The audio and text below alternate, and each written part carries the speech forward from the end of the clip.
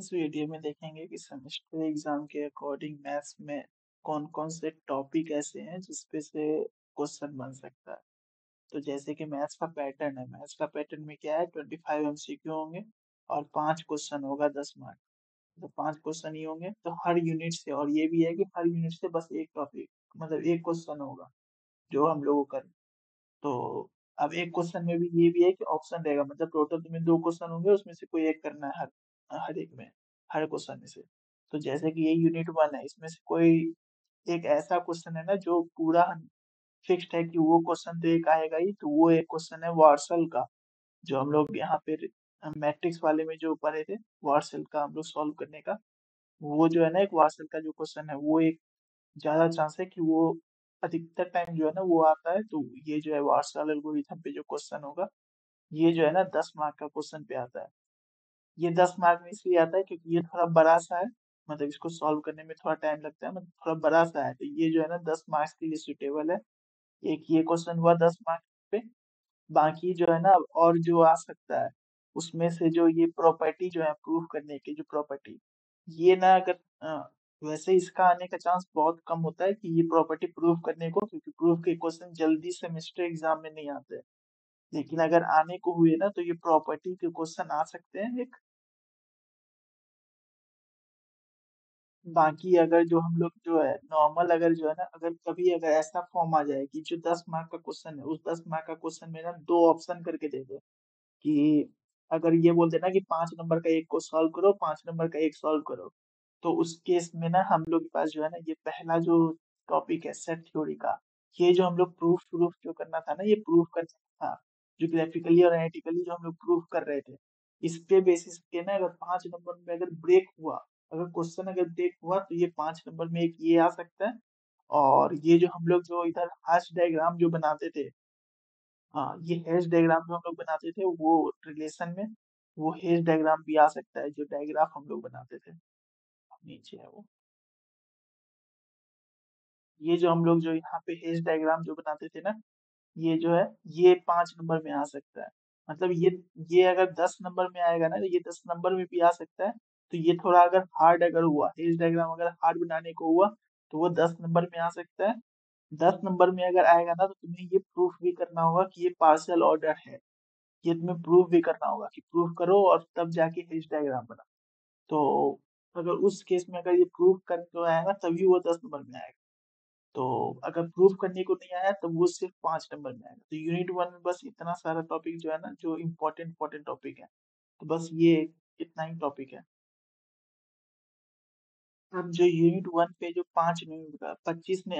25 MCQ होते हैं, उस 25 एमसीक्यू में यूनिट 1 से 5 एमसीक्यू आएंगे। तो वो एमसीक्यू जो पढ़ने के लिए ना, यूनिट 1 में जितने भी प्रॉपर्टीज सब हैं, जैसे कि हम लोग के पास कोई भी, जैसे कि सेट है, सेट में ही ना, सेट में हम लोग के पास वो लॉ भी था। और ये जैसे कि सिमेट्रिक डिफरेंस है, इसका जो है ये जो इक्वेशन है, ऐसे करके जो प्रॉपर्टी है ना, जो और ये लॉ है, मोस्ट कॉमनली ना ये जो लॉ है, ये लॉ ऑफ सेट थ्योरी है। इसमें जो ये प्रॉपर्टी है, ये जो तुम्हें ना कोई दे देगा कि जैसे कि A union A equal to A है, ये दे देगा और ये बोलेगा कि ये कौन सा लॉ है बताओ। तो ये आइडेम्पोटेंट लॉ जो है हम लोग को बताना होगा। तो ये एमसीक्यू ना इस तरीके से आएंगे ना कि बस तुम्हें प्रॉपर्टी सब जो है ना वो मालूम होने चाहिए। हाँ, आमतौर पे एमसीक्यू जो है ना बस इसी सब पे बनता है कि प्रॉपर्टी बता दो, या फिर अ, ये तो हुआ समझो सेट में। सेट में तो ये है कि सेट में ये लॉ है, तो इस लॉ के बेसिस पे आता है। जब हम लोग रिलेशन में जाएंगे तो रिलेशन के अंदर में क्या आ सकता है, तो रिलेशन के अंदर में हम लोग के पास एमसीक्यू में अगर आने को होगा, तो छोटे मोटे चीज जैसे कि कोई एक छोटा, जैसे कि ये है, इसमें ना तुम्हें बोल देगा ना कि आर यूनियन एस, अगर छोटे न्यूमेरिकल के तौर पे, मतलब ये एमसीक्यू में पूछ सकता है, मतलब बहुत छोटे छोटे क्वेश्चन जो तुम्हें आसानी से बता सको, वो एमसीक्यू में आ सकता है। और फिर प्रॉपर्टीज तो है ही, प्रॉपर्टीज ऑफ रिलेशन है, तो वो प्रॉपर्टीज भी चाहेगा तो पूछ सकता है कि कौन कौन से प्रॉपर्टीज होते हैं। और बस इतना ही है कि एमसीक्यू के लिए ना तुम्हें प्रॉपर्टीज अच्छे से मालूम होने चाहिए, और जितने फॉर्मूले हैं और जो लॉ सब है वो अच्छे से मालूम होने चाहिए। बस फॉर्मूले और लॉज मालूम है तो तुम एमसीक्यू में कोई दिक्कत नहीं होगी। तो ये था यूनिट 1 का। जब यूनिट 2 में जाते हैं, तो यूनिट 2 में ना एक समझो परम्यूटेशन का क्वेश्चन ना एक पक्का रहेगा, कि एक परम्यूटेशन का क्वेश्चन 10 मार्क्स में रहेगा। परम्यूटेशन और कॉम्बिनेशन का मतलब, परम्यूटेशन या कॉम्बिनेशन में से किसी का भी एक क्वेश्चन जो है ना वो 10 नंबर का रहेगा। जैसे कि यही क्वेश्चन है ना, यही क्वेश्चन है, इसमें ना और भी ज्यादा पार्ट थे, इसमें बस 3 ही पार्ट है ना, और भी ज्यादा पार्ट 4-5 पार्ट हो सकते हैं। 4-5 पार्ट में करके इसको क्वेश्चन को दे सकता है। लेकिन ये परम्यूटेशन का एक क्वेश्चन, बुक में ना 3-4 क्वेश्चन है, वो चाहो तो उन 3-4 क्वेश्चन को देख सकते हो, उससे ज्यादा चांस है कि उसी में से कोई एक हो जाए। तो मतलब जितने भी है ना वो सब इजी इजी है, मतलब ज्यादा हार्ड नहीं है। तो ये परमुटेशन कॉम्बिनेशन पे एक क्वेश्चन होगा जो इजी होगा। अब अगर जो दूसरा क्वेश्चन जो है ना वो कैसे आ सकता है, तो एक तो समझो इस यूनिट में ना, ये यूनिट बहुत छोटा सा है, इसमें बस परमुटेशन कॉम्बिनेशन है। उसके बाद जो एक क्वेश्चन आ सकता है ना, अब जो सेकंड क्वेश्चन जो हो सकता है वो जो है ना 5 नंबर में ब्रेक करके हो सकता है कि 5 नंबर में ब्रेक करके दे दे। तो उसमें से एक क्वेश्चन जो है ना ये पिजन होल प्रिंसिपल के बेसिस पे दे सकता है, एक क्वेश्चन। और वो भी मेनली जो है ना साइड वाला जो है, बुक में जाके देखना एक साइड वाला है, वो आने का चांस होता है। या फिर कोई भी मतलब पिजन होल प्रिंसिपल का बस ये फॉर्मूला जो है ना, इस फॉर्मूला के बेसिस पे ना क्वेश्चन बनता है। तो वो क्वेश्चन हम लोग को एक आ सकता है, वो 5 नंबर का ही हो सकता है, मतलब ज्यादा बड़ा नहीं होता है, वो बहुत छोटा सा सॉल्यूशन होता है, इसीलिए वो बस 5 नंबर में आ सकता है। बाकी अब जो है ना एक टॉपिक जो है जो 10 नंबर में, मतलब 5 नंबर में आ सकता है, वो है जीसीडी निकालना, ये यूक्लिड एल्गोरिथम का यूज करके। यूक्लिड एल्गोरिथम से हम लोग जीसीडी जो निकाल रहे थे, बस उसको निकालना हम लोग को, वो 5 नंबर में आ सकता है। तो यूनिट 2 में तो बहुत छोटा सा है, एक क्वेश्चन होगा परमुटेशन का, एक क्वेश्चन होगा ये जीसीडी निकालने का, और एक क्वेश्चन जो है ना मतलब ये हो सकता है पिजन होल प्रिंसिपल पे। तो ये जो पिजन होल और जीसीडी है ना, ये बस 5-5 नंबर का अगर ब्रेक करके आया तब आएगा। और वैसे अगर 10 नंबर का सिर्फ एक क्वेश्चन अगर होना होगा तो वो परम्यूटेशन पे आएगा। परम्यूटेशन में भी 5 पार्ट कर देंगे, उस 5 पार्ट के बेसिस पे ही वो 10 नंबर का बना देंगे उसको। तो ये था हम लोग के पास यूनिट 2 का। अब जब हम लोग यूनिट 3 का देखते हैं, तो यूनिट 3 में हम लोग के पास क्या है, तो मैथमेटिकल लॉजिक है। इसमें जो है ना बहुत स्ट्रेट फॉरवर्ड है कि हम लोग के पास जो ट्रूथ टेबल है, तो जो एमसीक्यू, अच्छा यूनिट 2 का जो एमसीक्यू है ना, यूनिट 2 का एमसीक्यू के लिए परम्यूटेशन के बेसिस पे ही ना, आमतौर पे परम्यूटेशन का ही, परम्यूटेशन कॉम्बिनेशन है ना, परम्यूटेशन कॉम्बिनेशन पे ही एमसीक्यू, छोटे मोटे एमसीक्यू पूछ सकते हैं। और ये जो प्रिंसिपल ऑफ इंक्लूजन और एक्सक्लूजन है, इसमें जो ये फॉर्मूले थे सेट के, मतलब A union B union C सब पे, इस पे ना छोटे मोटे क्वेश्चन, मतलब ये बस दो वाले पे पूछ सकते हैं एमसीक्यू में, दो वाले पे एमसीक्यू में क्वेश्चन पूछ सकते हैं यूनिट 2 में। अब जो यूनिट 3 है, यूनिट 3 में हम लोग के पास क्या है, तो बस ये ट्रूथ टेबल है ना। तो आमतौर पे जो क्वेश्चन आता है, सबसे मेन जो क्वेश्चन एक आ सकता है, वो सबसे लास्ट टॉपिक जो इसका है, ये जो प्रीमाइसिस गिवन होता था, इस प्रीमाइसिस से हम लोग को ये ड्राइव करके निकालना होता था। ये जो डिराइव करके निकालना होता था ना, ये हम लोग जो है ना, ये डायरेक्ट मेथड या फिर कोई भी मेथड से हम लोग को ये जो प्रीमाइसिस निकालना होता था, ये एक क्वेश्चन आ सकता है। और उसके बाद जो हम लोग पास, और एमसीक्यू के लिए अगर इसी टॉपिक में से अगर एमसीक्यू के लिए देखना जाओ ना, तो ये जो जितने भी जो ये लॉ हैं, मेनली जो लॉ होते हैं ना, लॉ या रूल्स जो होते हैं, एमसीक्यू जो है ना उसी के बेसिस पे बनते हैं।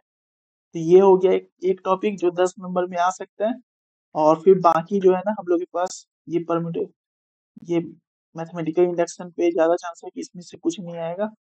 अब जो है ना, जैसे कि अब ये जो है डुअल, हम लोग जो इसमें जो इक्विवेलेंस अगर प्रूव कर रहे थे, ये तो ट्रूथ टेबल का ही हो गया, ये नहीं है, ये तो नॉर्मल ट्रूथ टेबल का है। इसका जो हम लोग जो ये जो लॉ का जो यूज कर रहे थे, इस लॉ का यूज करके जो हम लोग इक्विवेलेंस प्रूव कर रहे थे, जो ये प्रूव कर रहे थे ना, इक्विवेलेंस जो हम लोग प्रूव कर रहे थे, या फिर ये इन सब के जैसा ना एक क्वेश्चन आ सकता है। तो इसमें ना दो टॉपिक बहुत इंपॉर्टेंट थे, एक तो वो लास्ट टॉपिक प्रीमाइसेस का, और एक क्वेश्चन ये जो हम लोग इसको प्रूव कर रहे थे ना without using truth table, truth table का यूज किए बिना जो हम लोग प्रूव कर रहे थे, उस पे एक क्वेश्चन आ सकता है। तो बस ये दो टॉपिक जो है ना, इस दो टॉपिक से अगर कर लो तो ये दो टॉपिक ना एनफ होने चाहिए यूनिट 3 में। और एमसीक्यू के लिए ये जितने भी लॉ हैं, इन सब लॉ को तुम्हें, लॉ की जो है ना फॉर्मूले जो है वो मालूम होने चाहिए, जितने भी लॉ है। तो ये लॉ भी तो जो है सेट थ्योरी के जो लॉ थे उसी के इक्विवेलेंट है, मतलब ज्यादा अंतर नहीं है, बस सेम जैसे ही है। तो ये हुआ यूनिट 3 का। और यूनिट 4 का, यूनिट 4 के वीडियो में भी बताए थे कि क्या इंपॉर्टेंट है। तो मेनली इसमें जो है ना ग्रुप थ्योरी में क्या है, तो ये इसमें ना एक क्वेश्चन जो है, ये जो सबसे लास्ट टॉपिक है डिकोडिंग का, इस डिकोडिंग पे ना एक क्वेश्चन तो पक्का रहेगा। ये डिकोडिंग है ना, डिकोडिंग जो है इस पे एक क्वेश्चन तो पक्का रहेगा। और बुक में ना सबसे इम्पोर्टेंट बस ये जो मेरे नोट्स में एक ये क्वेश्चन है, और उसके बाद एक और क्वेश्चन है, ये जो सेकंड क्वेश्चन है, ये दो क्वेश्चन, और इसके अलावा जो हम वीडियो में भी बताए थे कि एक एक क्वेश्चन है बुक में जो खुद से करना है, मतलब खुद से वो असाइनमेंट में भी मिला था वो, बस 3 क्वेश्चन हुए। ये 3 क्वेश्चन में से ही ना कोई एक क्वेश्चन पक्का आएगा। इन 3 क्वेश्चन को ही बस पढ़ लो तो ये डिकोडिंग वाला जो है ना आराम से हो जाएगा। और हमको नहीं लगता है कि इसके अलावा कहीं और से कोई क्वेश्चन आएगा, बस इन 3 क्वेश्चन के अलावा इन 3 क्वेश्चन में से कोई एक आ जाएगा। और ये डिकोडिंग पे एक क्वेश्चन पक्का है कि एक डिकोडिंग पे क्वेश्चन आएगा। अब बाकी जो है ना, ज्यादा चांसेस होते हैं कि रिंग के जो है ना, जैसे कि ये रिंग है, ये रिंग के जो इंटरनल डोमेन प्रूव करना है, ये इंटरनल डोमेन प्रूव करने वाले के जो क्वेश्चन होंगे ना, ये आ सकता है। ये जो है ना एक 10 नंबर का, क्योंकि ये थोड़ा बड़ा है, इसको मतलब थोड़ा ज्यादा चीज हम लोग को वेरीफाई करना होता है। और ये इंटरनल डोमेन से क्या होता है, तो ये इंटरनल डोमेन में हम लोग के पास ग्रुप का भी आ जाता है नॉलेज। तो इसीलिए जो है ना एक ये क्वेश्चन हो सकता है, और एक क्वेश्चन जो है ना वही डिकोडिंग। तो तुम्हें अगर वो डिकोडिंग आता है, डिकोडिंग वाला अगर पार्ट आता है ना, तो तुम्हें ये उतना इम्पोर्टेंट नहीं, मतलब डिकोडिंग पे तो फिक्स्ड है कि ये क्वेश्चन तो आएगा ही। और बाकी इस पे एमसीक्यू जो बनेंगे, तो एमसीक्यू जो है ना वो प्रॉपर्टीज पे बन सकते हैं कोई भी। अच्छा, इसमें ना एक और क्वेश्चन जो सबसे इम्पोर्टेंट है, जो 10 नंबर में नॉर्मली आमतौर पे हमेशा आता है, वो है ये दो थ्योरम में से कोई एक थ्योरम। ये दो थ्योरम में से ना, ये जो दो थ्योरम है होमोमोर्फिज्म का और एक नेसेसरी कंडीशन का, ये जो थ्योरम है, ये दोनों में से ना कोई एक थ्योरम पक्का आएगा। ये तो समझो कि 100% श्योर रखो कि ये दोनों में से कोई एक आएगा ही। आमतौर पे हमेशा आता है। और वैसे अगर थ्योरम अगर नहीं दे, अगर कभी ऐसा होता है ना कि आमतौर पे प्रूफ आमतौर पे अब नहीं आता है, पहले हमेशा आते रहता था, तो अब वो जो है ना प्रूफ नहीं देना चाहते हैं उसको सॉल्व करने का। जब सॉल्व करने का अगर आएगा तब वो डिकोडिंग वाला तो एक रहेगा ही। और बाकी जो है ना हम लोग के पास वो रिंग वाला जो था इंटरनल डोमेन वो आ सकता है। अब बाकी अगर एक्स्ट्रा में एक पढ़ना है तो बस ये एक थ्योरम पढ़ लेना। तो बस 3 टॉपिक है इसमें भी, ये थ्योरम में से इन दोनों में से कोई एक थ्योरम, और जो इंटरनल डोमेन रिंग थ्योरी में जो इंटरनल डोमेन है वो, और जो थर्ड टॉपिक इसका है कि जो हम लोग सबसे लास्ट वाला जो टॉपिक है इसमें कोडिंग का, कोडिंग थ्योरी का बस वो जो 3 क्वेश्चन है वो बस। तो उतना एनफ होगा। और इसमें भी जो एमसीक्यू होंगे वो भी बस प्रॉपर्टीज, मेनली जो प्रॉपर्टीज होते हैं ना, प्रॉपर्टीज, हर एक चीज का जो प्रॉपर्टीज होता है उस पे ना आमतौर पे एमसीक्यू ज्यादा आसानी से बन जाते हैं। तो वो प्रॉपर्टीज सब पढ़ना होता है। अब जो यूनिट 5 है, यूनिट 5 में जो है वो 100% एक क्वेश्चन जो है ना क्रुस्कल एल्गोरिथम पे आएगा। वो तो पक्का है। अगर तुम्हें क्रुस्कल एल्गोरिथम बहुत छोट मतलब बहुत इजी है। अगर तुम्हें क्रुस्कल एल्गोरिथम आता है तो आराम से ना क्रुस्कल एल्गोरिथम आराम से ये बन जाता है। इसमें बस मिनिमम बेथ अगर सही है ना, बाकी तो डायग्राम तो तुम्हारा मर्जी का आएगा, मतलब ऐसा नहीं है कि यही डायग्राम होगा, कोई तुम्हारा अलग भी हो सकता है। तो मतलब क्रुस्कल एल्गोरिथम बहुत इजी टॉपिक है, और ये क्वेश्चन जो है ना 10 नंबर में आराम से आता है। 10 नंबर में ये क्वेश्चन आएगा क्रुस्कल एल्गोरिथम पे। बाकी जो है ना, अगर क्रुस्कल एल्गोरिथम अगर तुम्हें नहीं आ पा रहा है, तो आमतौर पे ना इन सब जो प्रूफ है, जैसे कि ये जो एक प्रूफ है ना, ये प्रूफ 10 नंबर में आ सकता है एक। और वैसे जो नॉर्मल और भी कई और प्रूफ है, जैसे कि एक ये क्वेश्चन है आइसोमॉर्फिज्म जो हम लोग निकाल रहे थे ना, वो निकालने का वो चाहेगा तो 5 नंबर में ब्रेक करके देगा। वो बस 5 नंबर का क्वेश्चन है। वो जो आइसोमॉर्फिज्म को हम लोग जो शो कर रहे थे कि आइसोमॉर्फिज्म है या नहीं है, वो जो चेक कर रहे थे वो बस 5 नंबर का क्वेश्चन है। और तब अगर जो है ना 5 नंबर का क्वेश्चन है तो ये इंडेक्स निकालने का बस, मतलब आमतौर पे ना क्रुस्कल एल्गोरिथम इम्पोर्टेंट है, वो अगर चाहो पढ़ लो, उससे क्वेश्चन पक्का आएगा। बाकी नहीं भी पढ़ोगे तो उतना इम्पोर्टेंट नहीं है। पर अगर समझो कि बाई एनी चांस अगर नहीं आया क्रुस्कल, तो तुम्हें बस ये जो है ना, ये जो हम लोग जो कर रहे थे, जो सॉल्व कर रहे थे हम लोग इसका, ये इस पे क्वेश्चन 5 नंबर पे आ सकता है। और बाकी वो जो थ्योरम है ना, वो जो थ्योरम एक बताए थे कि ये थ्योरम, इस थ्योरम पे एक क्वेश्चन आ सकता है। तो बस इतना ही इम्पोर्टेंट है। इसके अलावा करना चाहो तो पूरा ये तो यूनिट 5 तो बहुत हल्का ही था। और इसमें सबसे इम्पोर्टेंट जो है वो है क्रुस्कल एल्गोरिथम। क्रुस्कल एल्गोरिथम पे क्वेश्चन हर बार आता है, तो क्रुस्कल एल्गोरिथम तो कर ही लेना। तो वो 10 नंबर तो आराम से मिल जाएंगे। और इसमें भी जो एमसीक्यू होंगे वो भी बस थ्योरी बेस्ड, मतलब जितने भी प्रॉपर्टीज सब जो है ना, मतलब या फिर नॉर्मल जो जैसे कि डिग्री है, किसी किसी का ना बोल देगा कि ये डिग्री बताओ कि कितने होते हैं, और फिर जैसे कि हैंडशेकिंग थ्योरम है, यही जो है ना ये फॉर्मूला है, इस फॉर्मूले के बेसिस पे ही हम लोग के पास जो है ना डिग्री बोल दे इसका फॉर्मूला ही पूछ देगा।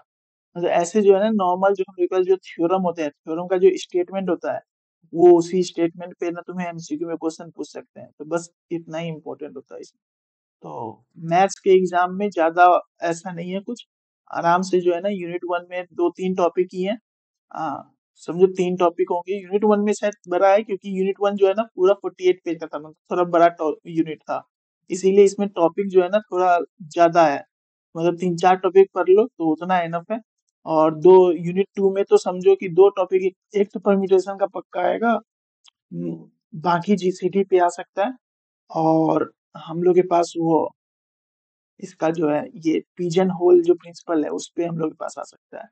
यूनिट 3 में जो है ना बस वो जो लास्ट टॉपिक है पिटमाइसिस का वो पढ़ लो, और ये जो हम लोग के पास जो प्रूफ करने का आता था, ये प्रूफ करने का तो पढ़ लो।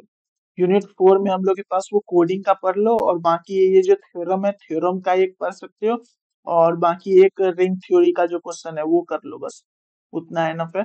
और यूनिट 5 में तो क्रूसिकल कर लो तो उतना ही एनफ।